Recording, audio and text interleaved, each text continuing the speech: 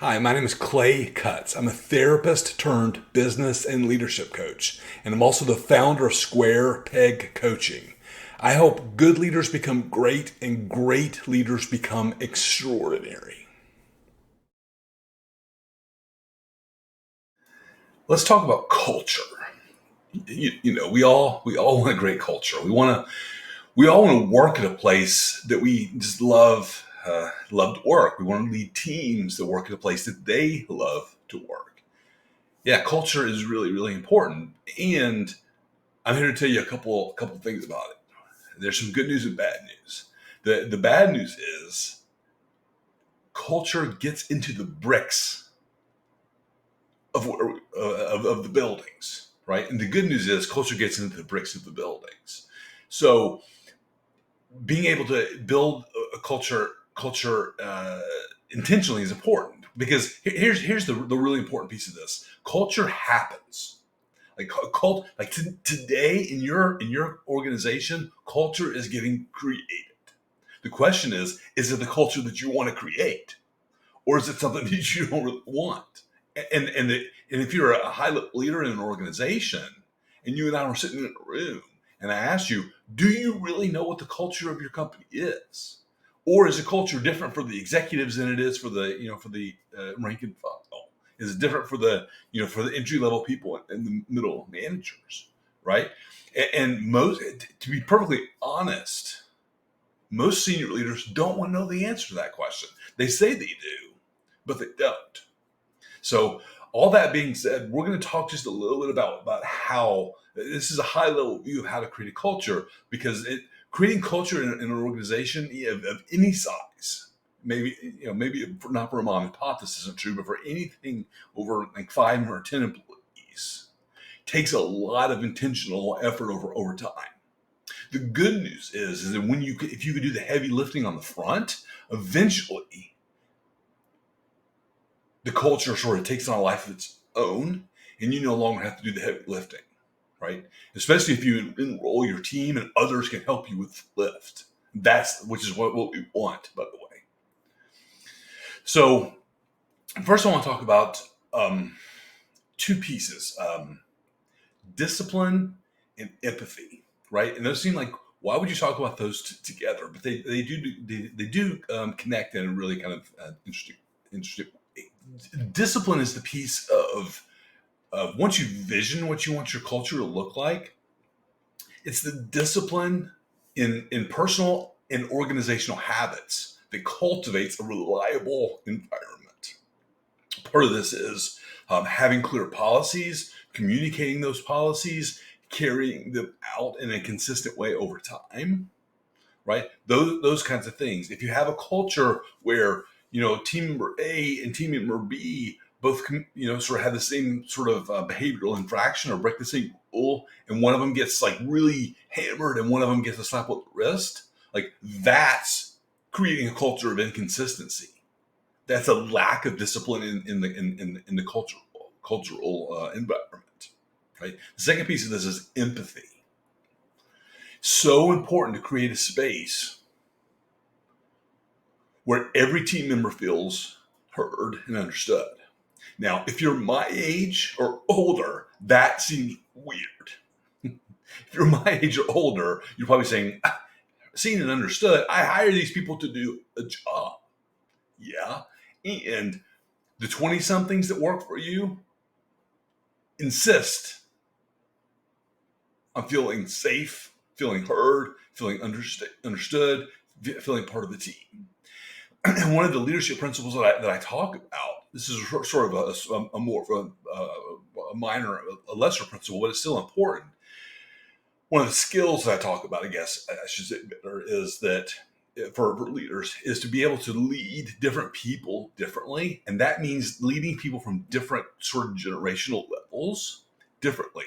What I mean is you're 25 year old that just is a couple years out of college, and you're a 55-year-old team member. They come from different cultures. They think differently. They view work differently. They view life differently. They're in different life stages. Like they have different things going on at home. There are different levels financially. Like all the things. are different. And so being aware of that and being, I'm not saying you treat people differently, but you process how you treat them inside your head differently, right? And so that like being able to do that inside you is an important piece of having everyone feel included, right? If you had a team member that says, "Well, my boss really listens to me," that's great. That's when I hear that inside a business, I'm like, okay, these guys are doing something right. If I hear the opposite, I get worried. So next we'll talk about execution versus procrastination. So it's funny. I mean, it's consistently I talk to leaders and companies all around the country. They say, "Yeah, culture is really, really important to us." I say, "Great. What's your, what do you do every day or every week to create your culture?" They go, "What do you mean? Right? What are you executing on? Well, like, what action are you taking?"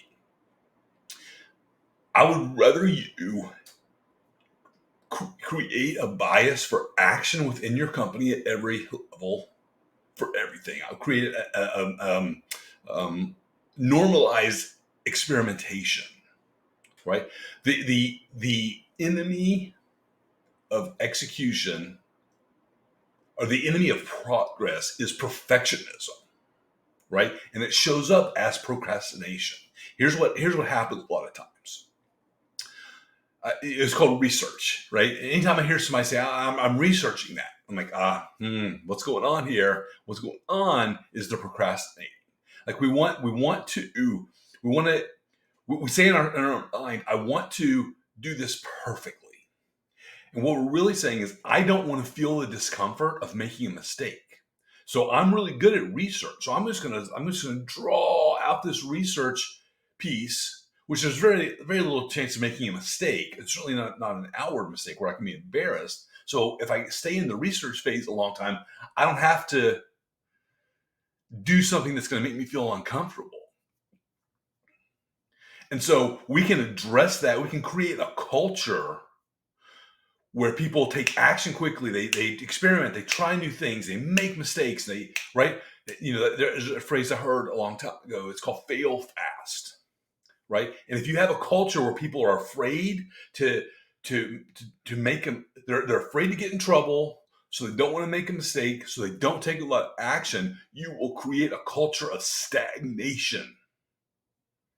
Right. I'll tell you a very quick story. I worked for a company a long time ago, and we were creating a spin-off division within the company, like a new division basically. And there's about 25 of us that were picked from the company, and we were going to build this company. This is back in like the dot-com spin days. This is a long time ago. And we're sitting in this conference room, and the leader, he was one of the founders of the company, gets up in front of the room with a whiteboard and with a wipe off marker. He goes, "Okay, go." We all kind of looked at each other. He's like, "Ideas, go." And he stopped. Nobody said anything. He turned around and said, "All right, here's what I want. I want the dumbest, craziest, most asinine ideas. Like I want the immoral stuff, the unethical stuff, the illegal stuff, the impossible stuff, like all of it." And we were kind of laughing, and finally somebody shouted something out that was like kind of ridiculous, and everybody got laughed. He wrote on the board, and something else, and something. And we all sort of like escalated, and it was just these crazy ideas. And then all of a sudden, so I shouted something out, and everybody sort of quieted down, and we were all like, "That's a pretty good idea." And the leader took his, erased everything else from big letters. This new idea. I'm like, "Oh, okay, that's something we can work with." Right? You create this culture where people they try stuff and make mistakes, and it's like, what I tell my team is, as long as it's not illegal or immoral, we'll try it. If it's not illegal and not immoral, we can fix it. Right? So creating a culture where things get tried is how you create progress and innovation. So, I encourage you to really pay attention to the culture that you're creating. Be intentional about the culture that you're creating, because you are creating a culture. I have a client that I've been working with for a long time in the mental health and substance abuse industry, and they had a leadership change a couple of years ago, and I never met the previous CEO, ago, but it took a good year of working with them before people would really even fully talk to me, because the culture that got created there was that if you did something that the CEO didn't agree with, you were going to be made miserable, right? And it was even though after she was gone for a year and a half, people were still talking about that. And the new leadership had a big lift to convince everybody that no, it's like it's okay. If you make mistakes, we're gonna do a correction, but it's not gonna be the end of the world.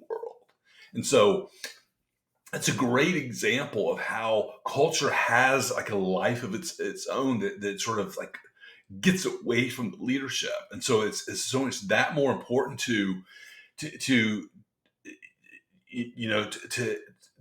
be intentional and daily, weekly about creating and maintaining the culture that you want to have for yourself and for your team. And here's the good news: like, you already have everything you need to do that within your business. You already have all the knowledge and all the information that you need. We can tweak some of the specifics of it, but it starts with treating your business like you would treat some like a person, right? What kind of respect would you want to show a person that you care about, and treating your business in that same way? Listen, being a leader in an organization and creating like being really intentional about creating a culture that you want is one of the key pieces to becoming a limitless leader. It's not just a strategy, but a positive culture isn't just a strategy. It's a leadership style that resonates within your company and resonates out into the community. So I encourage you to prioritize culture creation and go make your place a great place to work.